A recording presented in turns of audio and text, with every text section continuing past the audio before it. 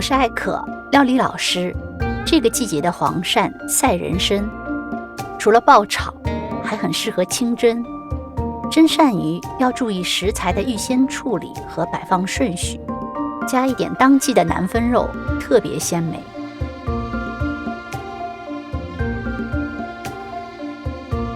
黄鳝表面的粘液比较腥，蒸出来汤汁会浑浊，用80度左右的热水烫一下，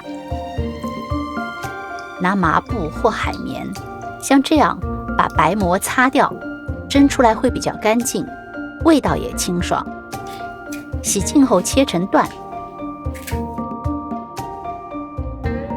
南分肉是这个季节特有的腌肉，它的腌制时间介于火腿和咸肉之间，味道浓郁，很适合蒸菜。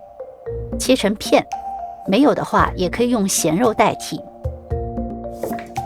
准备一点茭白或千张这种耐蒸吸味的食材，切片垫在盆底，放几片姜，再把鳝段摆进去。蒸菜讲究食材摆放上下有序，南分肉要铺在最上面，这样鳝鱼才能吸到肉的味道。南分肉本身有咸味，不需要加盐，只用一点糖提鲜，淋少许黄酒去腥增香，放葱段，再淋些清水。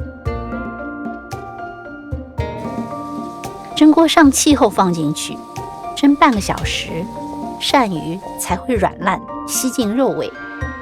出锅前5分钟可以放点毛豆，这样颜色好看，吃起来也清甜。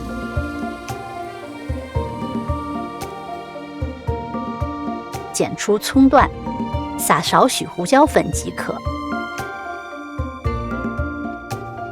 这道菜有荤有素，适合配杯黄酒，汤汁泡饭也很不错。